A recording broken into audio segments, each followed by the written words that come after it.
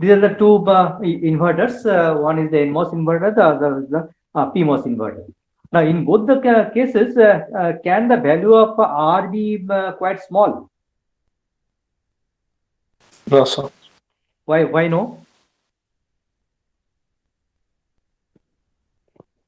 First কেসে ইনমোস্টটা damage হয়ে যাবে।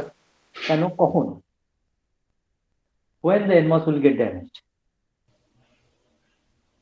So when A will be on. Who is this cherry?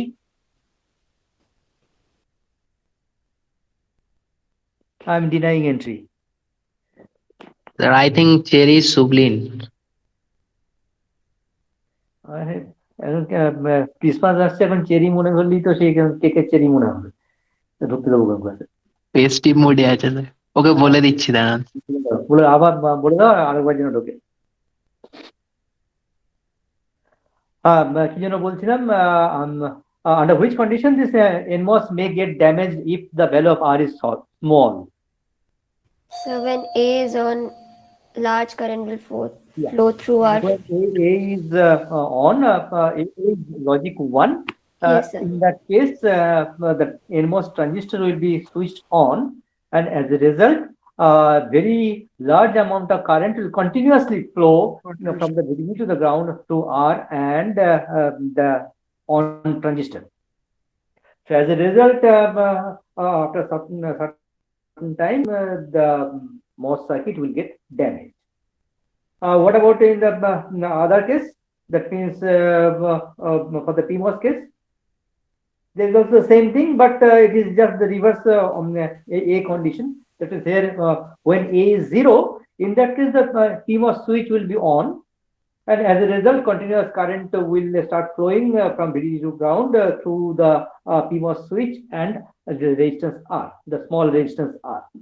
So as a result, to protect the transistors, remember here by transistor I do not mean BJT, I do mean MOS transistor. To protect the transistors, in both the cases, the value of R should be quite large, of the order of several kilo ohms. Now, what about the loads that are faced by the this type of NMOS and PMOS circuits? For the NMOS Capacitor. Capacitor. once again capacitor, because this output will be going to some of the inputs which are nothing but the gate of some other NMOS transistor. Remember, when we are dealing with NMOS logic family, all the transistor, all the switching elements will be made of NMOS switches. Whereas when you go for purely PMOS logic family, all the switches will be of the type of PMOS. So this output of this inverter will be going to some of these inputs, like this, 1 or 2, whatever it is. Or it may be n number of inputs, it may go to. But everywhere, this is what? This is nothing but the metal, oxide, and the semiconductor, isn't it? So here, the basic load will be nothing but one capacitive load.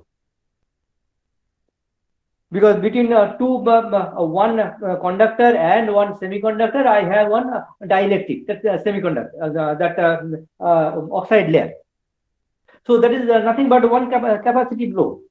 So this type of NMOS and PMOS logic families, they are also just like your TTL logic families. The effective load that will be felt by any of the outputs will be nothing but the capacitive load. So let us assume the lump capacitance that are felt here like this.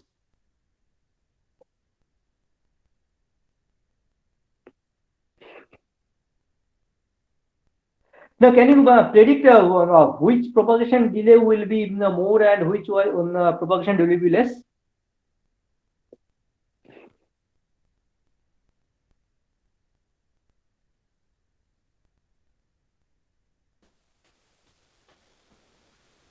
Yeah. Which propagation delay, low to high or high to low propagation delay, which of these two? High to low. high to low, just the reverse thing you have told, I think. Yeah, just the reverse thing. So, but High to low with respect to input or output you are talking about. the output. Yeah, in that case you are wrong. Just the reverse one you are told. Because for the output, when A is logic 0, the output is supposed to be logic 1. Now, when A is logic 0, what happens to the switch? When A is logic 0, what happens to the switch? On or off? Off. Off. So this is off. So the out in absence of the load capacitance, I can readily say that as no current is flowing through this resistance R, the VDD will be available at F. So when A is 0, output should be logic 1. But truly speaking, this output is connected to one capacitance, one effective load capacitance. Now, until unless that load capacitance gets charged to that VDD level or near about the VDD level, I cannot say that output F has attained near about the VDD voltage level. So, for the output to attain logic 1 potential, I must charge the capacitance in this path. So, in the pull-up path, what do I have? I discussed these things in the last class, I think. Yes, sir. In the pull-up path, what element do you have? So the resistance R and load C. Because the capacitance cannot be visualized. It can be only thought of as if some lump capacitance is effectively there. I cannot see that. That can be only felt. What I can see is that discrete components which are available in the circuit and which can be perceived in the bare eye. So here I see that only one resistance R is there. And definitely that effective load capacitance will also be there in the pull-up path. But as it is, we'll say that in the pull-up path, I have the passive component R. So unless that through that pull-up path, the capacitance gets charged to the VDD level, I cannot say that, or near about the VDD level, I cannot say that output has attained the logic 1 potential. Now, given infinite time, definitely the capacitance, the load capacitance CL will attain a potential which is near about the VDD level. So I know that the output is now logic 1. Now, in case this A switches to logic 1, as soon as that happens, what happens? On. Transistor is on, switch is on. So what happens? Now the capacitor starts. Now the load capacitor starts Discharging. discharging through A. the Not A, sorry, sir. Through the transistor. the transistor, The MOS sorry. switch. To be more specific, to the MOS switch. So this is that path, discharging path. So the output F is being pulled down from logic 1 potential to logic 0 potential. So this is the pull down path. So and in the pull down path, what you have? The resistance of the transistor. No, there is no resistance. In the pull down path, there is no resistance, Baba. Oh, তুমি কি বলে resistance of the transistor? The transistor, yes, sir. Yeah. তাহলে তুমি out to specifically বলতে হবে the resistance of the on transistor. Okay, sir. So in the pull down path, I have this MOS switch, and as this MOS switch is on, its on resistance will be almost near about tens of ohms, very small. So as a result, the pull down time constant is Small. the pull down quite small. So as a result, the pull down propagation delay, that means high to low propagation delay will at the output will be quite small.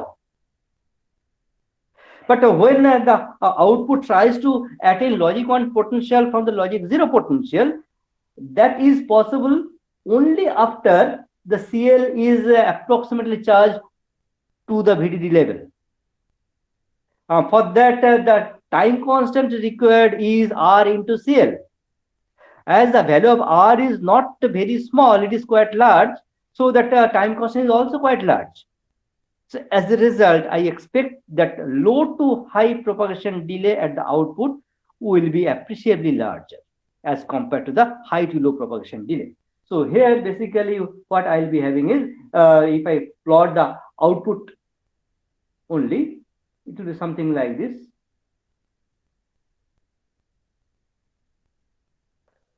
So low to high propagation delay is appreciably larger as compared to the high to low propagation delay. Now, what about for the PMOS? Which propagation delay will be more than the other one? High to low. High to low will be? Higher. Yeah. High to low propagation. Here, our observation is in the pull-up path, we have one active component, that is the PMOS switch. But in the pull-down path, here we will be having one passive component, simply one resistance, R. Is it not? Yes, sir. When the capacitor will be charged to, will be in the charging mode, that means there the current will be flowing through this. When the capacitor will be discharging, the current will flow in this path. So the pull-up path, in the pull-up path, I have that PMOS switch, and in the pull-down path, I have the resistance, passive resistance R. So as a result, here our expectation is that the pull-up propagation delay will be much smaller as compared to the pull-down propagation delay. So here the output response will be something like this.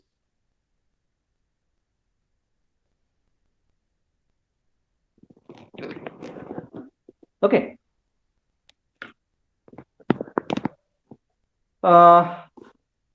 In the totem pole TTL logic family, there is also such problem. There is also the problem that the pull-up propagation delay was appreciably larger as compared to the pull-down propagation delay. But that was totally that was taken care of by using the totem pole TTL output. So what is the logic for that? What is the logic for going for the totem pole TTL output?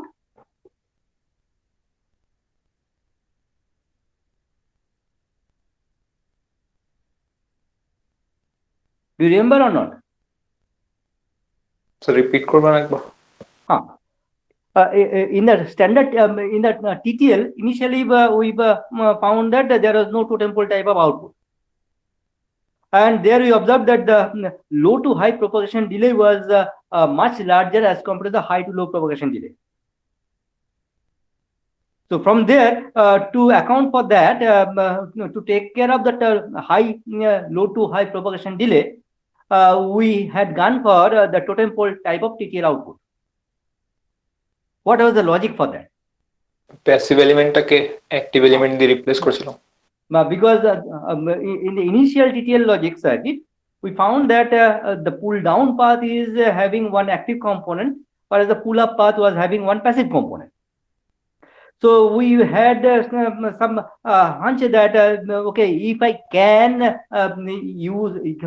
replace the pull up resistance passive component by another transistor which is nothing but one active component, in that case it may be possible that the pull up and pull down time constants both will be quite small, and that will take care of that abnormally high low to high propagation delay. So same thing is found here. In the case of NMOS, I find that the pull-up path is having passive component and the pull-down path is having active components. So as a result, the propagation delay for low to high propagation is quite large as compared to the high to low propagation delay. Whereas in the case of PMOS logic circuit, it's just the reverse one. Because that position-wise, the pull-up path is now having the reverse version. That means the pull-up path is now having an active component, and the pull-down path is having now one passive component. So if I can combine these two, that means let me take the active part of the NMOS and the active part of the PMOS and combine them. That means I'll be taking this active part of NMOS and this active part of PMOS. So the resulting circuit will be something like this.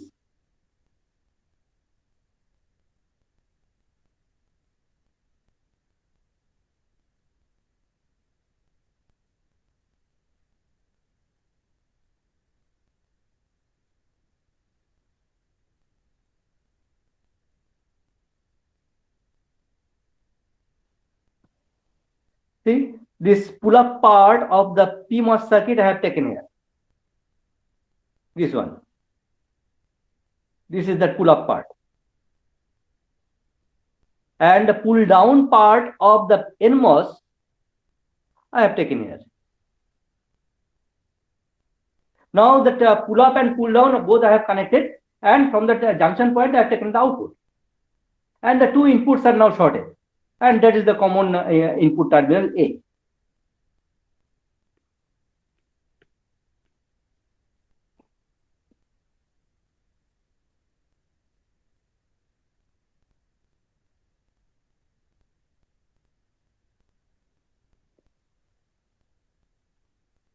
Now, when A is 0, what happens?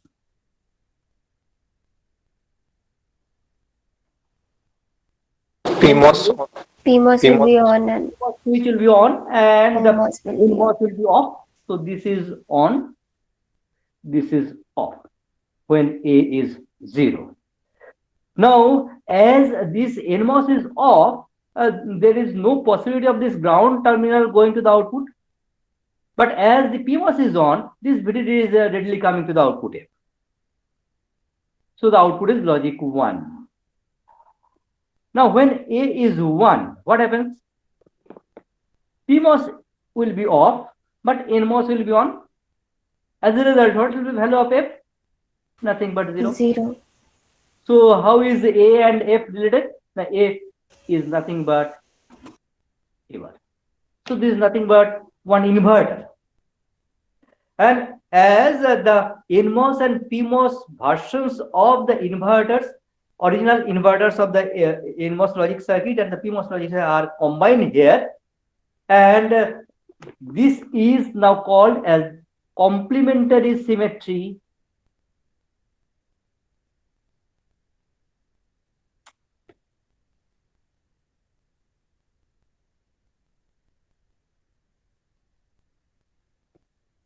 Or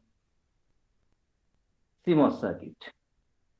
This is nothing but one CMOS inverter.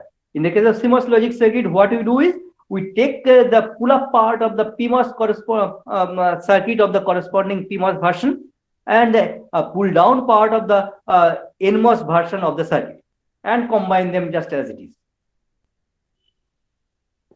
Now, if I have to go for one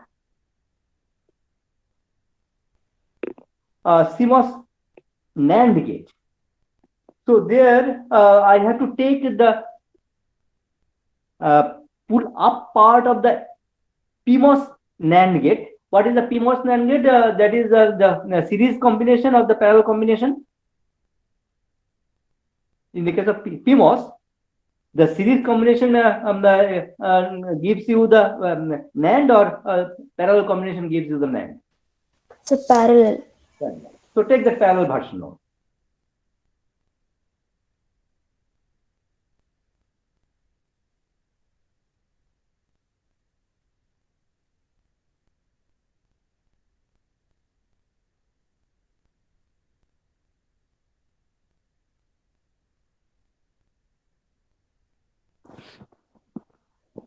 This is your PMOS pull-up part. And in the case of NMOS, for the NAND, it is the series combination. Yes, sir. Yeah. Then let me go for that one.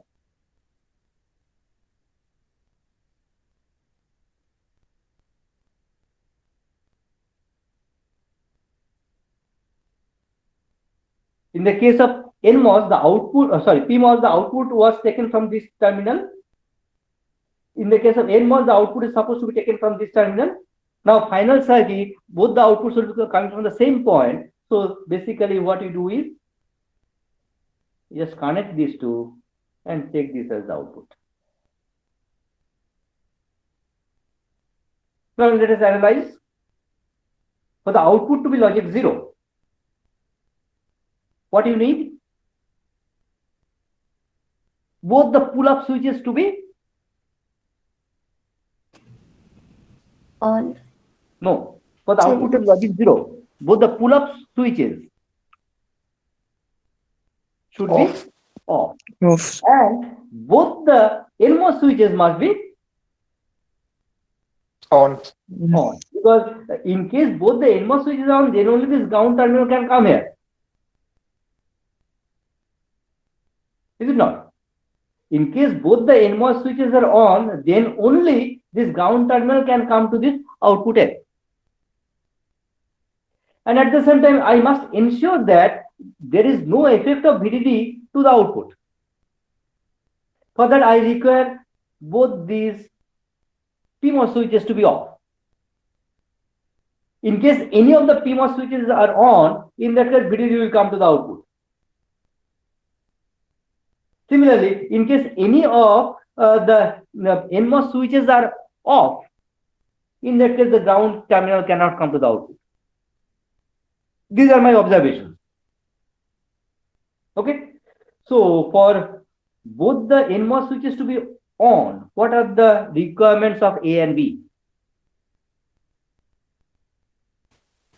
Both should be 1. One. In case both are 1, both A as well as B are 1. In that case, what happens to the both the PMOS switches? Off. Off. So definitely the output is going to attain logic 0 potential. In case any of A or B is 0, what happens? Can there be any contribution of the ground terminal to the output?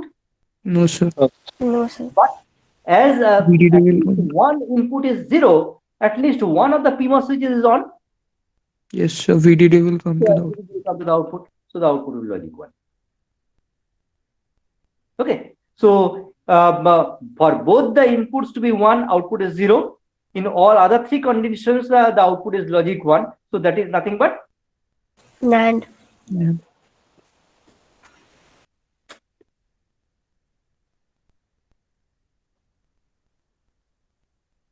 similarly.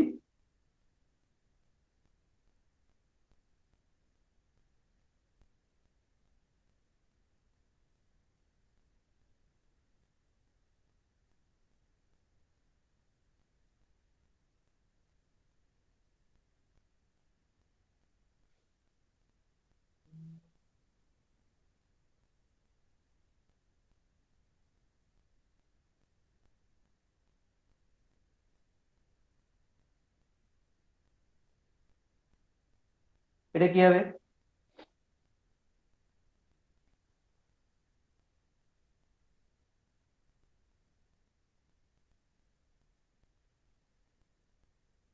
Nor.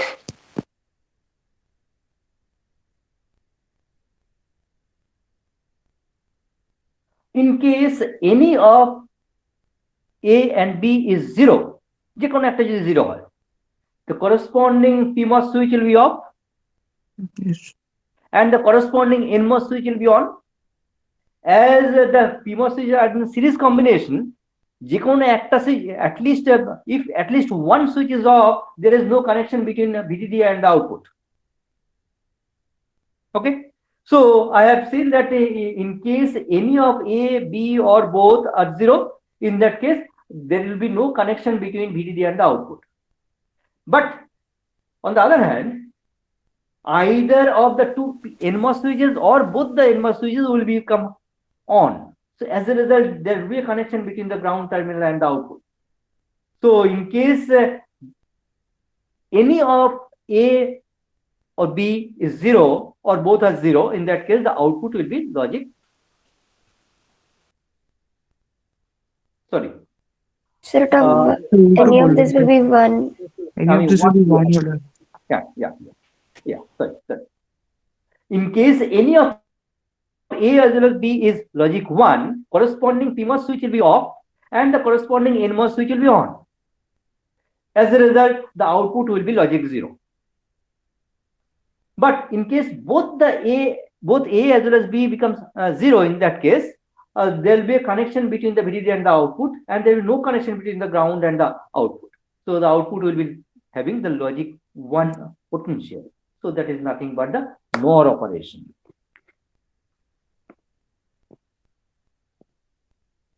So in the case, and remember always, you have to remember that in the case of CMOS logic family, the number of NMOS and PMOS switches will be always identical.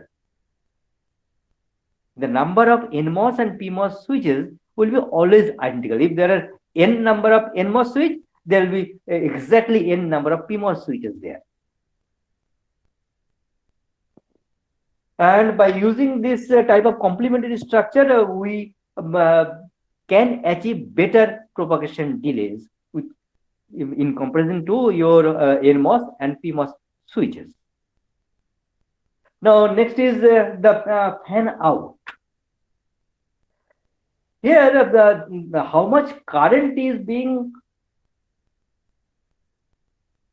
taken by these inputs? What is the order of these currents?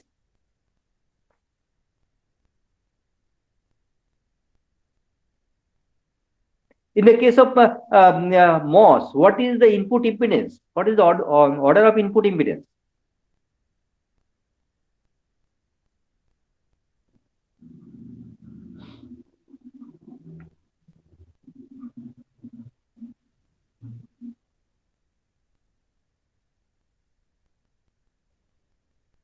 In the case of PN junction, standard PN junction, when the junction is forward bias, it is the impedance is very small. When the junction is reverse bias, the impedance is large. Apart from that, there is one depletion region that is for that I'll be having one capacitive effect, junction capacitance. But here, the input impedance, rather between this metal and the semiconductor, I have one insulator, that oxide layer. That oxide layer, is it a conductor or semiconductor or insulator? Insulator. So definitely the amount of current that will be drawn or sourced by this particular input terminal will be very, very, very small. Because the input impedance for the MOS switches is very large. Several megohms. For the case of transistors, is of the order of ohms or kilo ohms at most. But in the case of MOS switches, the input impedance is more than megohm. So the amount of current that will be drawn is also very small. So as a result, the amount of current that this output has to source is not very large, because the requirement is small. So though this output can source quite large amount of current, as this output can source a significantly larger amount of current as compared to this input current. So the number of the fan out number for the case of CMOS logic family is quite large as compared to the TTL logic family. So this is one advantage of the CMOS logic family. The fan out capability is more as compared to the TTL. In the case of TTL, the fan out is of the order of 3 to 4, whereas in the case of CMOS, it is of the order of 10. Second and most advantages, most important advantage of the CMOS logic family is, now tell me what is the current that can continuously flow from VDD to ground in the case of CMOS? Let us go for the inverter. The simplest CMOS circuit.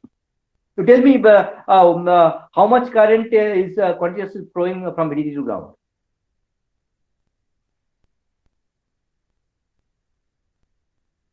When A is steady. Sir, will current. repeat button, sir. In case A is 0, what happens to the PMOS switch? On. On, What happens to the NMOS switch? Off. Off. Now tell me what is the current, is there any current path from VDD to ground? No, No. sir. no, sir. Good. Now in case A is 1, this happens just the reverse thing. The PMOS switch is off and the NMOS switch is on. So once again, there is no continuous current path between the VDD to ground. When A is steady. When A is steady means A is steadily remaining 1 or steadily remaining 0.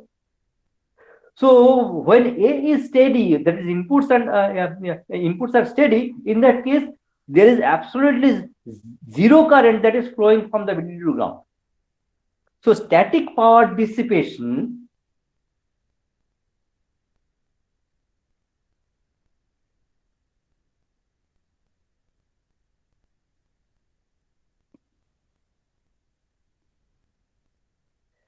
is absolutely zero in the case of CMOS logic family. But if I go for the NMOS or if I go for the PMOS, is there any static current? Is there any chance of flow of any static current? That is Yes. Yes, sir. continuous current? Yes, because in case A for the NMOS, in case A is 1, a continuous current will be flowing from VDD to ground through the R and the switch. Similarly, for the PMOS, when A is 0, that type of current, continuous current will be flowing. So in the case of both NMOS and PMOS switches, there is a finite static power dissipation.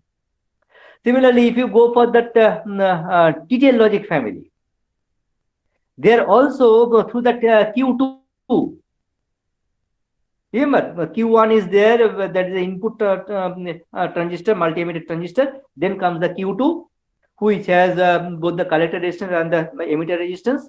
And then comes the totem pole output.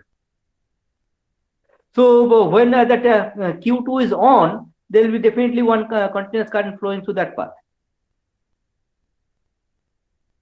Can you visualize that circuit? Yes, sir. Yes, sir. So in the case of TTL logic family also, there is a finite power static power dissipation. But in the case of CMOS,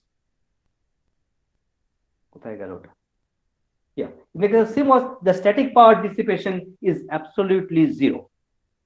This is the greatest advantage of the CMOS logic family. That's why most of the high-speed circuits, they are developed or fabricated using CMOS logic family. But there is a power dissipation. Where? Now say A is changing state.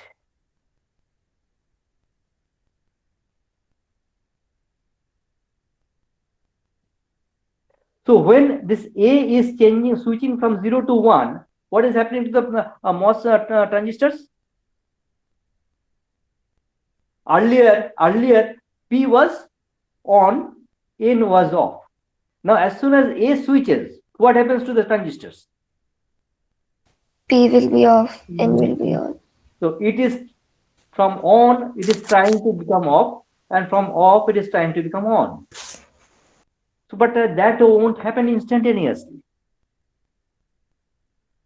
So there will be a finite time, maybe very small, very, very small, for which both NMOS and PMOS will be in the conducting state. But that duration will be very small, maybe for few nanoseconds, maybe for tens or 20s of nanoseconds. But for that duration, there will be a continuous current flowing from VDD to ground. And that current will not be zero. That will be some finite, having some finite value. But for how much duration? For several nanoseconds. But whenever A is switching or the output is switching, that current will be flowing. So during that duration, one power dissipation will occur in the circuit, is it not? Yes, sir. Yes, sir. So that power dissipation is called switching power dissipation. Because that happens only when the output is switching. When the output is switching states, in that case, that continuous current starts flowing from the VDD to ground, maybe for a very small duration, but still it is finite. So that is called the switching power dissipation. Now, if that switch happens 10 times within 1 second, it may not be that much of problem. If it is 100 times within 1 second, then also it may not be that much of problem. But if it switches 1 million times within 1 second, then definitely that will be a problem. Is it not? Yes, sir. The switching power dissipation increases with the increase of rate of change of output state at output state. Now, if my CMOS circuit is operating at a high frequency, there is chance that the output will also change states at a very high rate.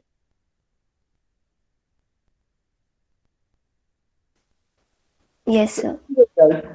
It is expected that the switching power dissipation for high clock frequencies will be more. Now you know that when I started working with PC, my hard disk was having a capacity of 20 megabyte. Can you visualize that? 20 megabyte. Don't think about a gigabyte or something like that. It was only 20 megabyte. I have kept one such hard disk in my Almira for just a souvenir type of thing. And there, the clock frequencies of the order of megahertz. The number of cooling fans required were only 2 cooling fans were required, and the size was also not that much big in my desktop. But now, what is the clock frequency you normally go for in your laptops or PCs? So 2.95 gigahertz. So several gigahertz. And the more you go for the clock frequency, the more is expected switching power dissipation. As a result, now there are a lot more cooling requirements in your processor. Now, hardly you will find any desktop computer which is having less than 6 cooling fans. And the heat sinks are also much, much bigger. Because now they have to take care of this high switching speeds. Switching mode power dissipation will be more. Though the static power dissipation is absolutely zero, as the clock frequency is increasing, it is expected that the outputs may change at a much, much higher rate. As a result, the corresponding switching mode power dissipation will be more. But still, the CMOS circuit is favored because the static power dissipation wise, it will give you the best operation, best performance. Absolutely zero static power dissipation. Next important thing is the noise margin.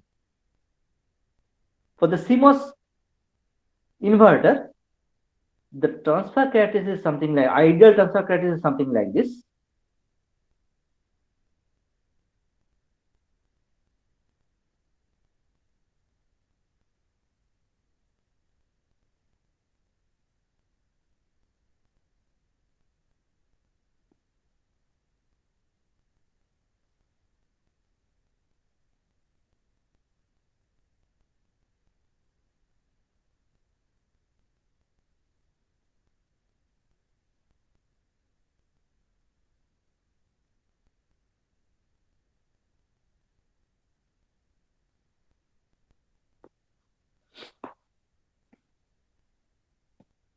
Then ideally, it treats from 0 to VDD this much of input voltage. That is, whenever the input voltage is within this range, it is producing a logic 1 output. Whenever this transfer characteristic tells you that when the input is within the range 0 to VDD by 2, the output is VDD. Now, from one inverter, I get the VDD output under which condition? The logic 1 output under which condition? From one inverter? From one inverter, you get one logic 1 output under which condition? Logic 0 input. When input is 0. So that means this signifies that throughout this 0 to VDD, I treat the logic 0 level 0. That means if the input is 0.5 volt, I'll treat that as logic 0. If my VDD value is say 10 volt, if the VDD value is 10 volt, from 0 to 5 volt, I'll treat the input to be logic 0. Yes, if my input is 4.9 volt, then also I'll will consider that the input signal is logic 0. If the input is 0.5 volt, then also I'll consider it to be logic 0. And what about logic 1 input?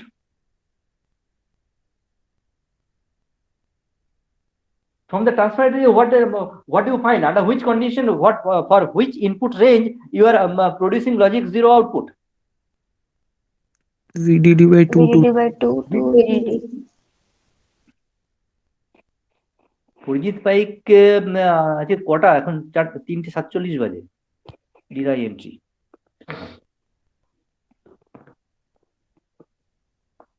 so that means that this voltage range is being treated to be logic 1 input signal. Now when you are from this transfer criteria, what do you find? You find that as logic 0, how much voltage you are producing?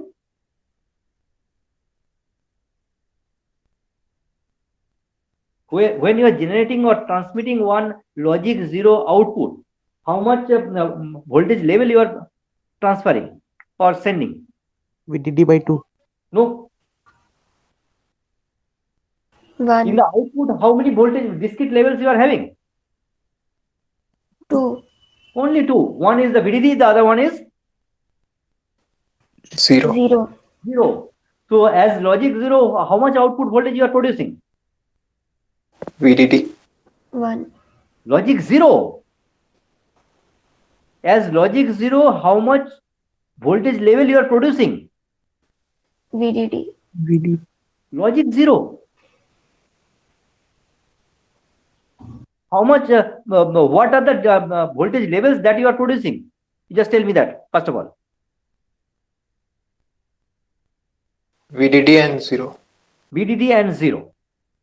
So out of VDD and 0, these two logic voltages, which one will be termed as logic 1 and which one should be termed as logic 0? VDD will be 1. And 0 should be logic 0. So as logic 0, how much voltage you are producing? 0. 0 volt. When that signal is coming to your input, up to how much voltage level you are treating that to be 0? So at logic 0 here we are talking about the output. I am talking about the logic 0 output. Okay, sir, that's right. I am talking about from the output you are generating certain signal levels. When it is logic 0, what is that voltage level? When the output is logic 1, what is the voltage level? I am not talking about the input. Okay, sir. So when that input, when you go back to the VI input signal, up to how much VI value you are treating the input to be logic 0? VDD by 2. VDD by 2. So from 0 to VDD by 2, you are treating that to be logic 0. So how much positive noise you are accounting for? You are accommodating for? VDD by 2. VDD by 2. Similarly, when you are producing a logic 1 output, how much voltage level you are producing? When you are VDD. producing, VDD. yeah, VDD. Now at the input side, minimum which voltage level you are treating to be VDD, to be logic 1? VDD by VDD by 2. VDD by 2. So how much negative noise you are accommodating for? VDD by 2. VDD by 2. 1 second VDD by 2. So what is the noise margin in that case? VDD by 2. So in both the cases, for logic 0 input or logic 1 input, in both the cases, the noise margin is nothing but VDD by 2. So in case my VDD level is, even if it is very small, 3 volt, the noise margin is of the order of 1.5 volt. And normally in the case of CMOS logic family, we may go even up to 18 or 30 volt VDD levels.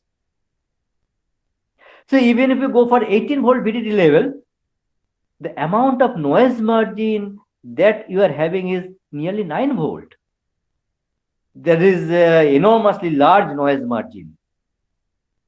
But truly speaking, this is for the ideal situation. But in practical situation, what we will have is 0 to VDD by 3 will be termed as logic 0 input, and at the for the logic 1 input, 2/3 VDD to VDD. That will be treated to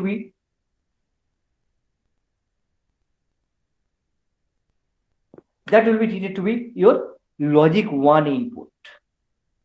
So in the case of CMOS inverter, so maximum VDD by 3 level will be treated to be logic 0 input, and minimum 2/3 VDD will be treated to be logic 1 input.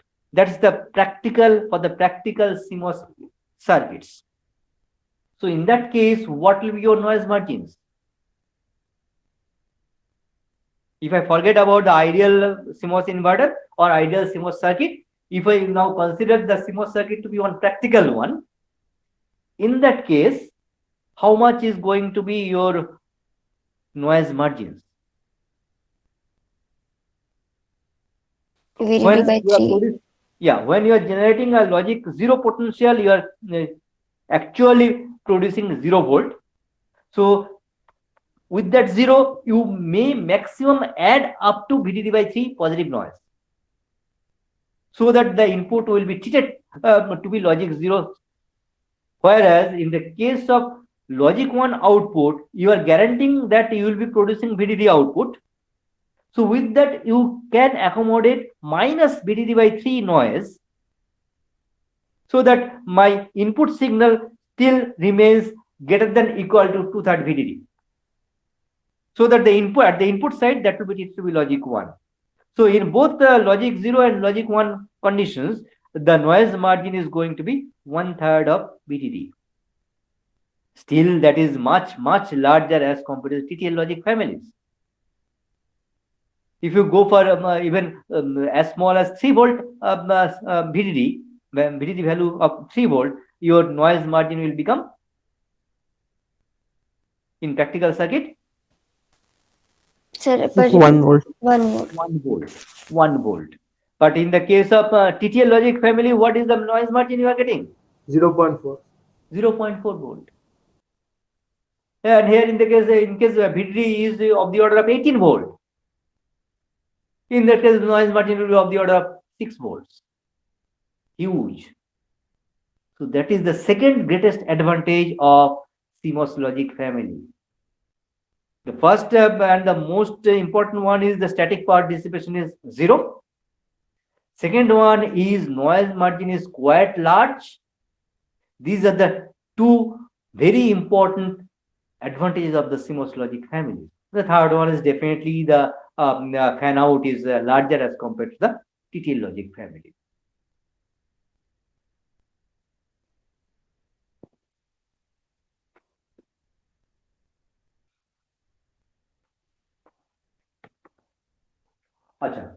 In case you short to CMOS outputs, what will happen?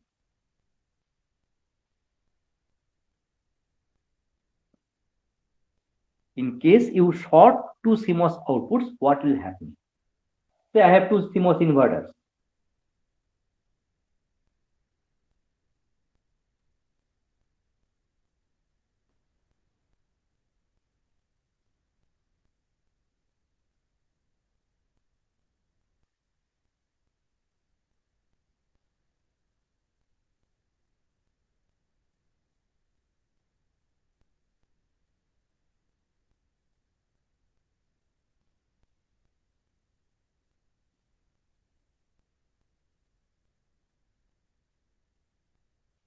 If I short these two, what will happen? So if A and B are different, if one is 0, one is 1, then large current will flow continuously and it will A is 0, B is 1. So A is 0 means this is off, this is on. B is 1 means this is off, this is on. So what I have, a continuously large current will be flowing in this path. Okay, so very soon there will be very much heat generated, and as a result, these circuits will get damaged. Okay, hope this is clear to everybody. Yes, sir. So that means you can never short two CMOS outputs. But if I develop my circuits using CMOS logic family,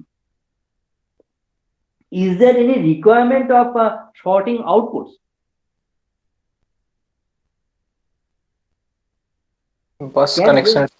Yeah, whenever you are going for the bus connection, you must have to go for this type of output shorting, which we have seen in the case of the TTL logic circuits also. To avoid the problems of shorting at the output, shorting of the totem pole outputs in the bus connection, what did you go for? tri-stated TTL inverter. Going for the some new version of the TTL logic family, that is the tri-stated TTL logic family. And at the final stage, we took the output from the tri-stated output.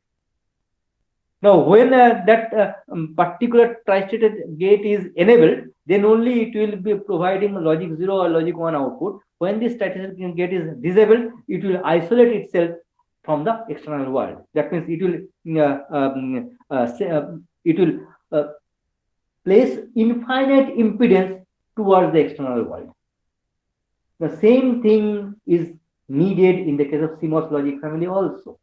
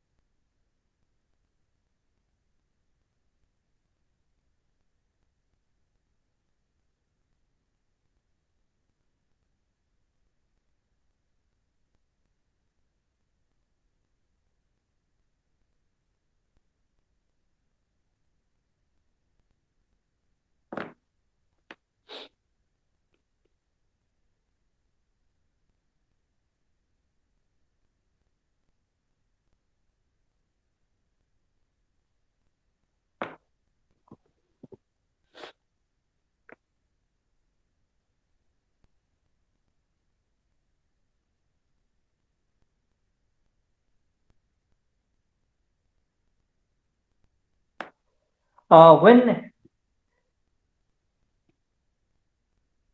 this is 0, what happens to the PMOS switch and the NMOS switch? PMOS Play will off. be on, NMOS will be on. No, both will be off.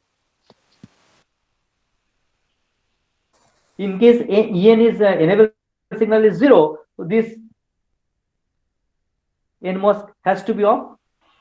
Then bar আছে এখানে কি yes. PMOS এর input is a bar. That means Yes. EN bar is 1. The EN bar signal is 1. এটা তুমি y ধরো।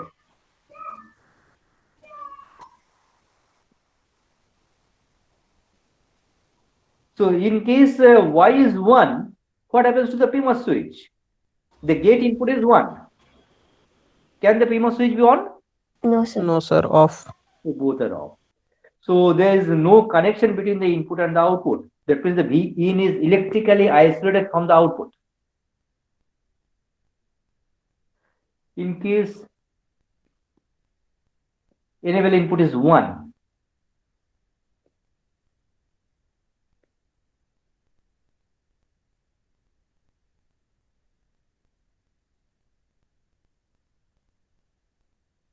as soon as enable input becomes 1, this NMOS gate input is 1. So as a result, this is on. And En bar will be 0. That means my Y will be 0. So that will ensure this PMOS switch to be also on. As a result, the input will be shorted to the output. So the input will go to the output as it is. There is almost zero impedance between the input and the output. Okay. So when enable input is 0, no connection between the input and the output. But when enable input is 1, whatever input is there, it will go to the output as it is. So similarly, here also, what we'll be doing is in the bus,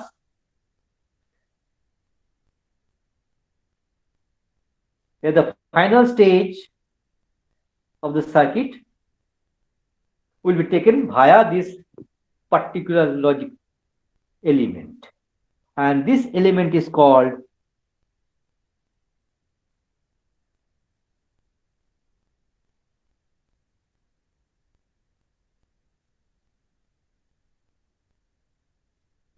CMOS transmission gate. It transmits the input to the output when enabled. The CMOS transmission gate transmits the input to the output when enabled. And when it is disabled, there will be no connectivity between the input and the output. No electrical connectivity between the input and the output. So definitely by placing the address, one of the input devices will be enabled. So for that circuit, the enable input will be 1. For the others, the enable input will be 0. So those input devices whose enable input is 0, they ensure that through the use of this transmission, CMOS transmission gate, their outputs are electrically isolated from the bus. But the input device which is enabled by the proper selection of the address, its enable input is 1, so that its corresponding transmission gates are now on. So their outputs are electrically connected to the bus. Hope this is clear. Or should I have to repeat?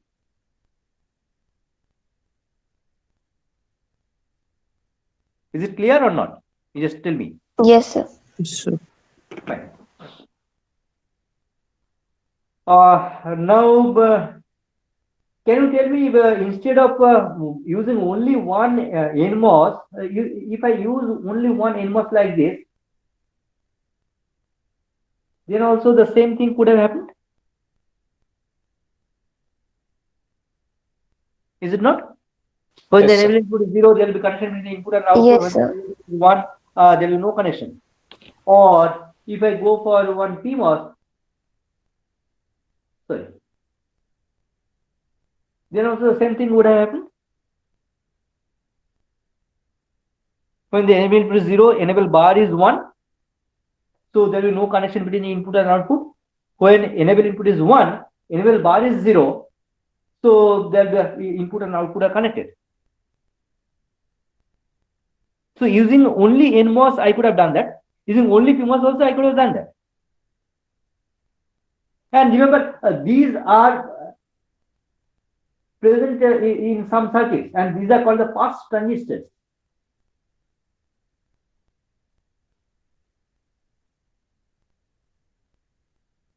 NMOS pass transistor and PMOS pass transistor. And in the case of CMOS transmission gate, I have taken the combination of the NMOS and PMOS pass transistors. These are called the pass transistors, this fellow and this fellow. NMOS pass transistor and the PMOS pass transistors. So for this bus connection, instead of using one NMOS and one PMOS, I could have used only one NMOS or only one PMOS. But that is not done in actual physical world. Why? There is one reason.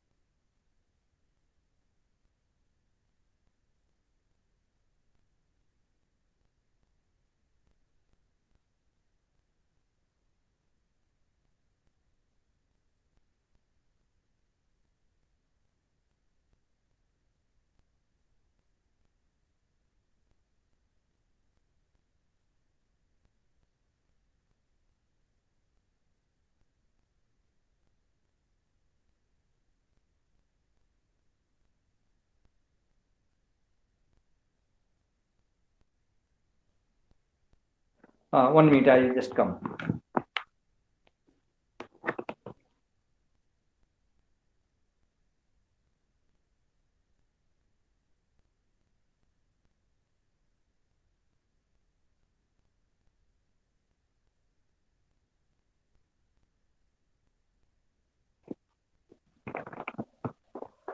For the NMOS switch to be on, what is the basic requirement?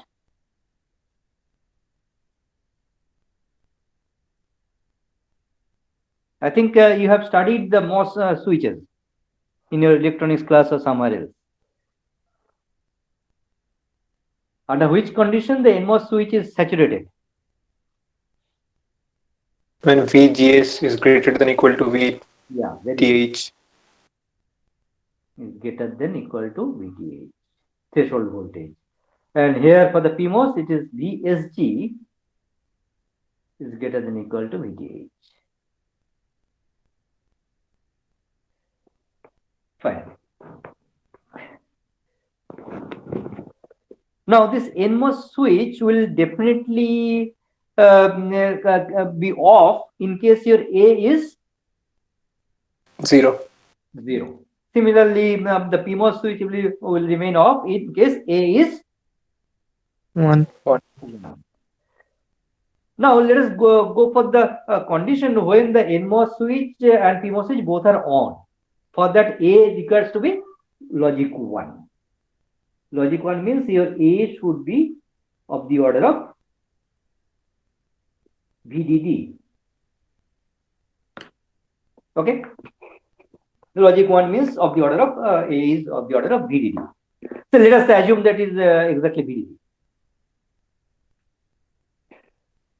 Now V in case V in is 0, what happens to VGS?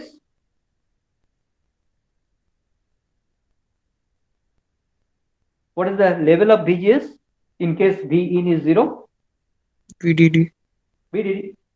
So your VGS is of the order of VDD, or you can say exactly VDD.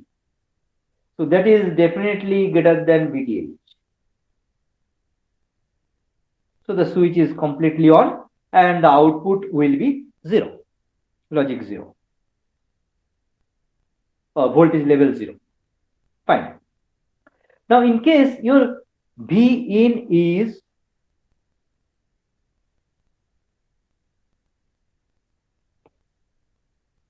one, that means V in is VDD. Now basically here this input terminal is seeing one capacitance. Yes, sir. Yes. So here as if at the input I am having some capacitance.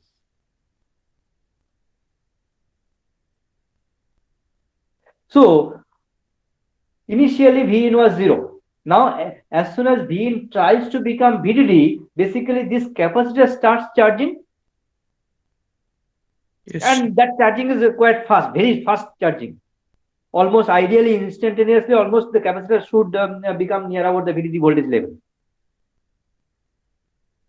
But still, it is finite. There is a charging time. So instantaneously, output cannot attain the VDD level, but it is trying to attain VDD level.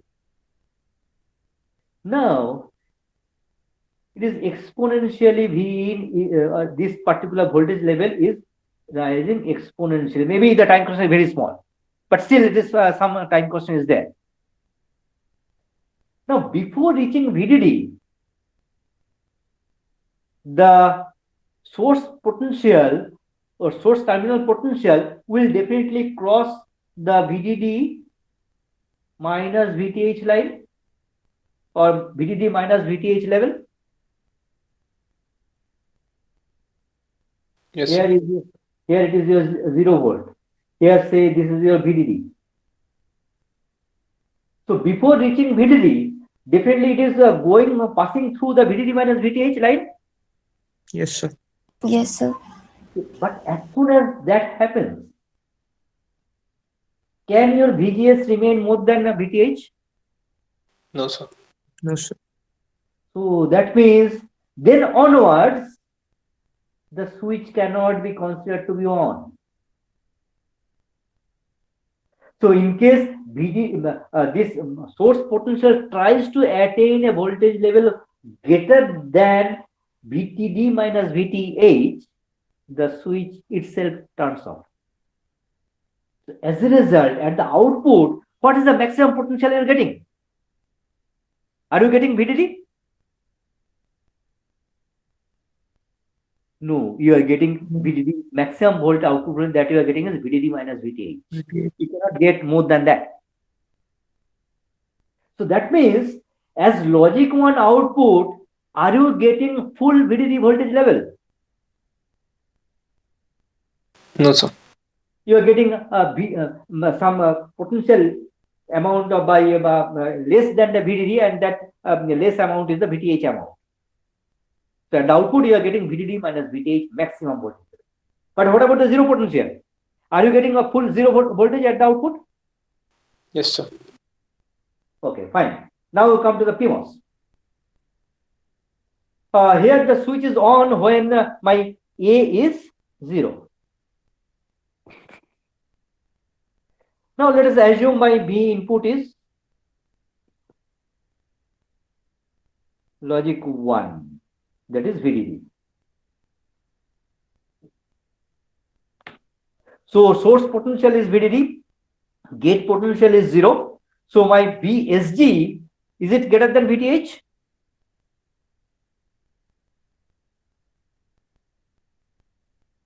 Yes, sir. My source potential is VDD, gate potential is 0. So VSG, is it greater than VTH or not? Yes, sir. So as it is greater than VTH, definitely the switch is completely on. So the output is sensing VDD voltage level. So logic 1 input voltage is available to the output without any distortion, without any attenuation. The full input logic 1 potential is available to the output. Now let me go for V in is equal to 0. So now the capacitor here is discharging from the VDD to the ground. Yes, sir. Now during the discharging,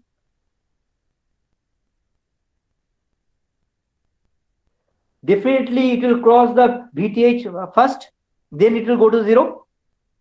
Yes, sir.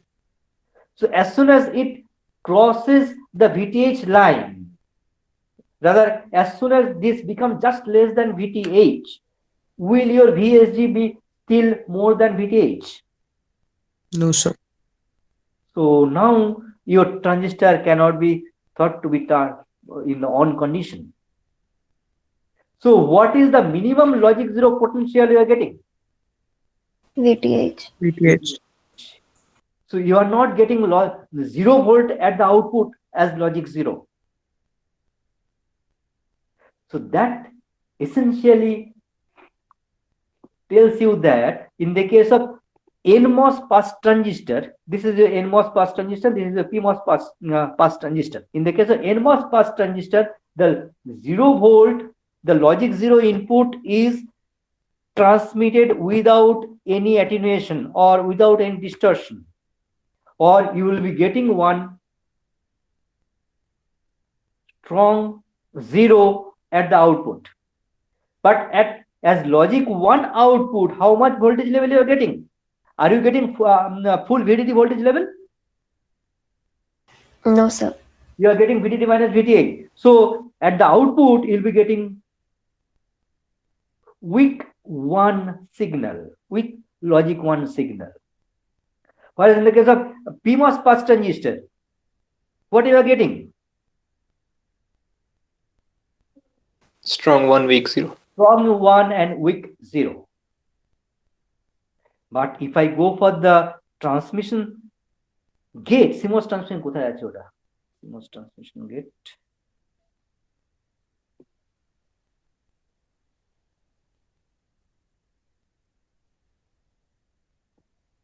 Here.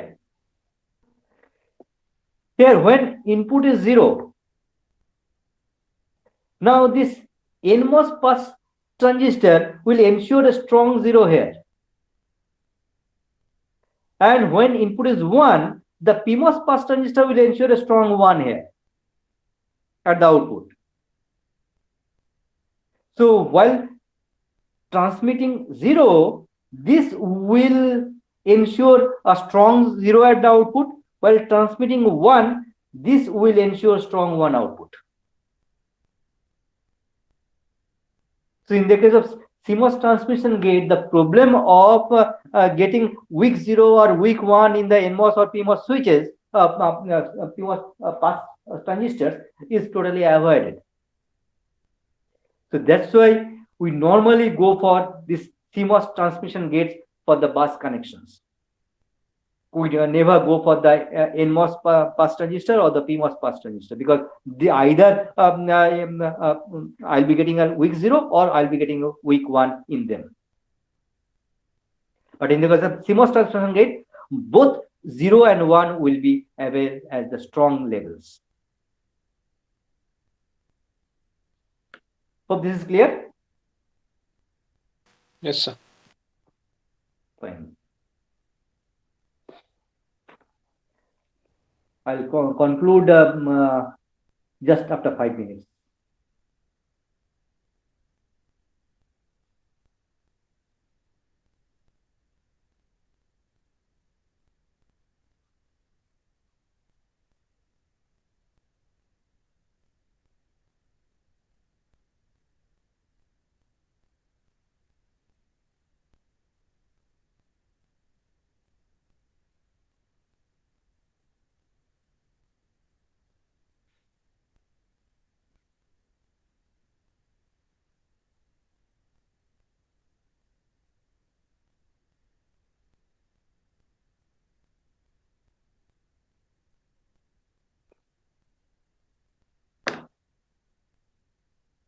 Tell me what is the output in terms of A and B.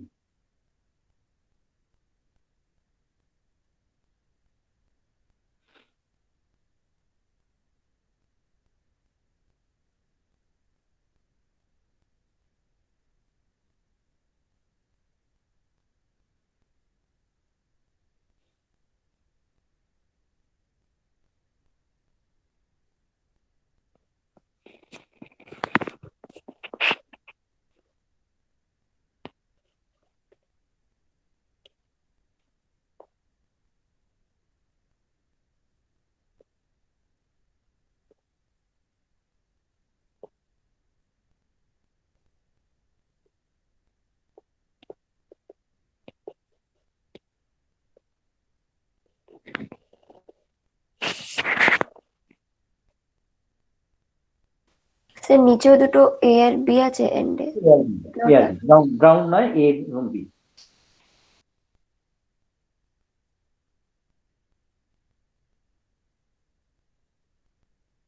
NMOS সুইচের সোর্সও এ এবং B লাগানো আছে।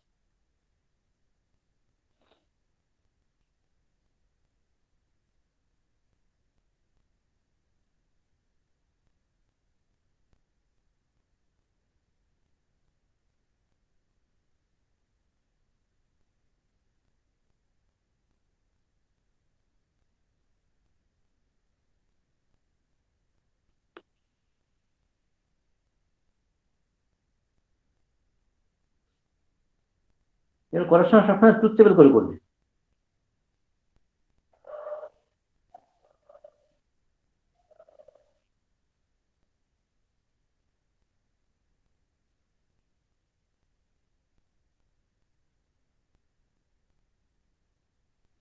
যখন A B 0 0 তখন 1 হচ্ছে, আর যখন A B 1 1 তখন 1 হচ্ছে। হ্যাঁ। So what is this? XNOR.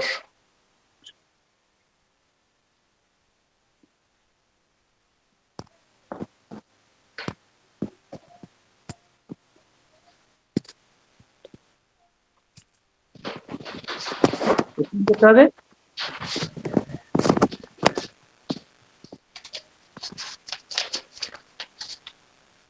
Do I need to explain?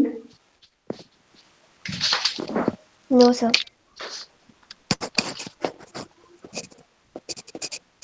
Okay, fine. That concludes my syllabus that I want to give you in this semester. So now you may start your presentation. By the way, anybody is having any queries?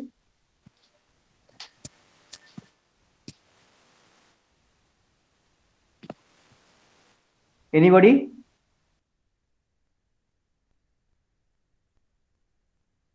Okay, thank you. Then in that case, I'll stop my presentation and you start yours. So today, it is a second group should be presenting, no? Yes, Or the sir. first Yes. second group, yeah. Prosenjit Mondal.